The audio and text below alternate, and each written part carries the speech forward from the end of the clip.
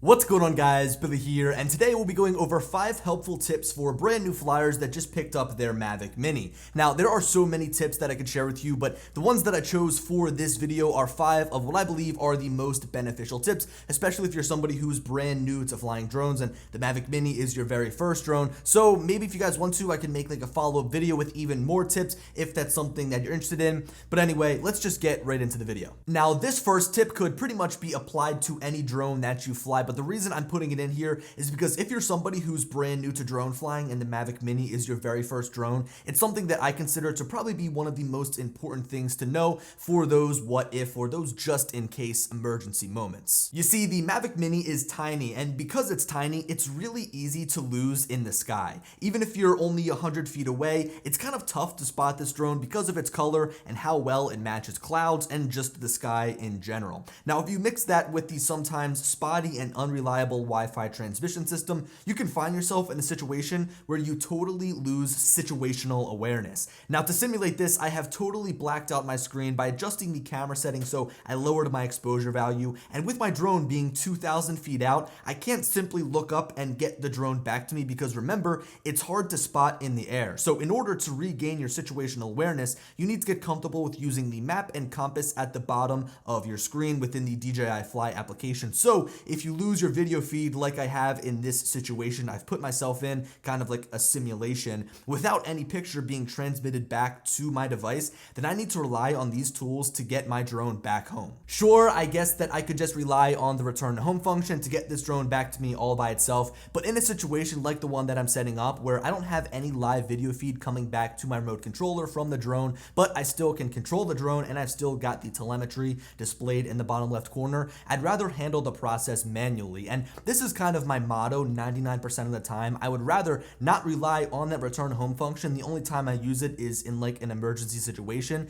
because if you do it by yourself, it's safer. I would say that it's more efficient and overall it's a lot faster. So because I can't see what my surroundings are with this drone, because again, I don't have that live video feed coming back to me, I want to first try to get a sense of what direction the Mavic Mini is in. To do this, I'll refer to the compass in the center towards the bottom of the DJI Fly application, and I'll spin myself until the small arrow is right at the top, which signifies that the drone is straight ahead. So this ultimately shows you the drone's direction in relation to which way the remote is pointed. Now that I know where it's at, and now that I know that I'm pointed in the right direction, I'll pull the map up full screen to give me an even better idea of where the drone is at. I'll analyze the direction the Mavic Mini is pointing in, and I'll slowly start to spin it towards the home point. Once everything is lined up, I'll look out to make sure that no obstacles are in the way at my current height, and then I'll begin moving the drone forward, continuing to look down at the map to make sure that it's on the right path. And if I think that I need to, I can also increase my altitude to get over any potential obstacles. Using these two tools, the compass and the map, are not only incredibly helpful in these emergency situations where you need to regain your situational awareness,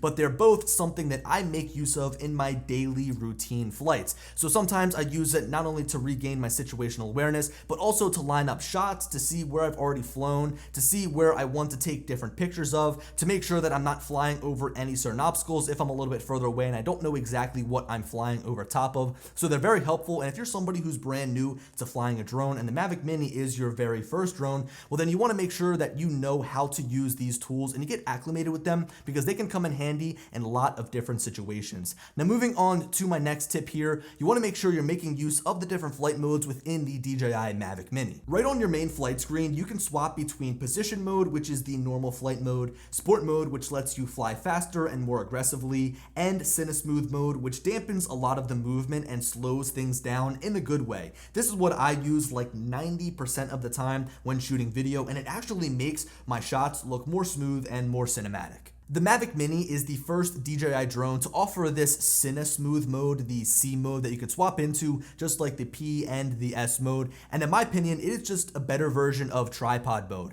On my Inspire 2, on my Mavic 2 Pro, on my Phantom 4 Pro, I would always defer to the tripod mode just to get nice, slow cinematic movements when I needed to, but the problem is the drone moved so damn slow. But the good thing about the Mavic Mini and the cinesmooth mode is that it doesn't really impact your horizontal speed speed or your vertical speed. Instead, it really takes an effect on the rotational speed, and it's a good effect. So what it does is it dampens all your movements. It'll allow you to slowly move into a rotation, and overall, it just makes your videos look so much more smooth. And in my opinion, it's made me a better videographer, even though this drone is so small. Making use of these 3 different flight modes really allows you to unlock the full potential of the Mavic Mini, as you can change how it flies to meet your different needs as you put this drone in different situations. Now moving on to the third tip, this one's a little bit more broad as it covers a couple different aspects of the Mavic Mini. You really need to understand the limitations of this drone. Despite it being small, despite it being mighty and very powerful, there's a couple of things that I want to mention here that touch on the airspace, that touch on the hardware limitations, and also that touch on the software limitations. So I guess I can split this up into like 3A, 3B, and 3C. So the first part, 3A, is understanding your airspace. Despite not having to register the Mavic Mini with the FAA because of its weight, you still need to abide by airspace rules, which can conveniently be found within the DJI Fly app's map. You can figure out where you can and where you can't fly before you even have the drone turned on, so you can understand what to expect when you go out to fly. 3B is all about understanding the hardware limitations of the Mavic Mini. So these are things like the 2.5 mile range over the enhanced Wi-Fi transmission system. So you can expect some breakup in areas with a lot of interference. Also, the performance is lackluster, which can put you in some serious trouble in high winds. I've had plenty of times where the drone comes to a standstill, literally not moving whatsoever, no matter how fast I try to fly, because the wind gusts are just so strong. There's also a lack of sensors on this drone as to keep the weight down, so no obstacle avoidance on the front, back, or the sides. There's only sensors on the bottom. The final thing that's kind of a bummer is the lack of customizable buttons on the remote controller. There's no C buttons, which means you have to do a lot of the configurations for your Mavic Mini through the DJI Fly application, which sometimes means you need to do some digging through the menus. Following the hardware limitations is the software limitations, which comes in at 3C. The biggest limitation that I can see for anyone looking to take photos with this drone is the lack of raw DNG file shooting. There's also no shooting modes like panoramas, HDR, or bracketing, which makes this drone less versatile. There's just so much missing from the Fly app that I can't list everything in this video because I'd literally be here for too long. But to name a few, the battery and transmission system settings are incredibly limited. You can't change or tune the EXP braking and sensitivity. There's no way to change the drone's action when RTH is engaged. There isn't even any sort of landing protection or precision landing methods, which certainly could have been added to this drone with the sensors that it has underneath, but it's not. The list could go on for so much longer from here, but again, I only have time to list just a few, the first few I could think of off the top of my head. Moving on from here, the fourth tip is something that I really can't stress enough. It's something you'll see recommended in every single video. Make sure your return to home altitude is set properly before each and every single flight. I've seen times where somebody goes to return to home, the drone is too low, it hits an obstacle, it breaks the drone, it damages property, it gets stuck in a tree. I've seen it happen countless times, and you don't want to make that dumb mistake, because at the end of the day, it's not only affecting you, it could affect somebody else and their property. So I can't stress this enough. Make sure you check and reset your return to home altitude before each and every single flight, and make sure it's set to an appropriate height. I don't think you need to set it to like 400 feet before each and every single flight. Imagine if it was at 400 feet, how much time and how much battery you'd waste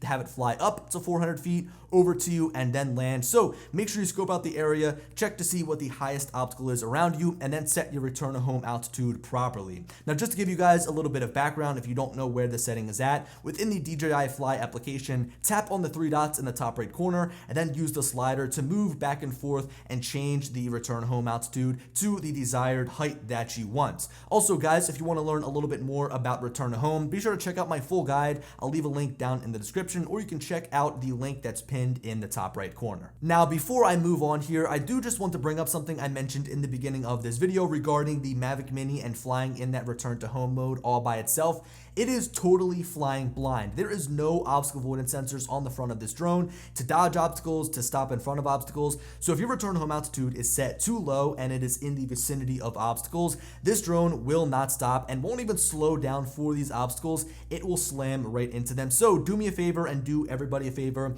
Make sure before each and every single flight, you change and set that return home altitude appropriately. Now, moving on to the fifth and final tip here, make sure that when you're shooting images with your Mavic Mini, whether it be photos or whether it be videos, you underexpose the image. I would say you're safe at like -0.3, but I found that in all the photos I shoot with the Mavic Mini, the highlights clip. Even when I underexpose, the highlights are clipping a little bit, but at least it gives me a little bit more room when I'm editing these photos to bring down those highlights and control what the image looks like. Remember, we're editing JPEGs here. These are not raw images, so we don't have the full power to totally take out those highlights, because then you're going to just destroy the image. But again, guys, I would always recommend underexposing your image because it's going to give you the best possible photos and videos that you can ask for, and your highlights won't be too out of control. Yeah, so guys, that about wraps up this video. I hope that you guys found all 5 of these tips helpful and beneficial. I know that if I was just starting to fly the Mavic Mini,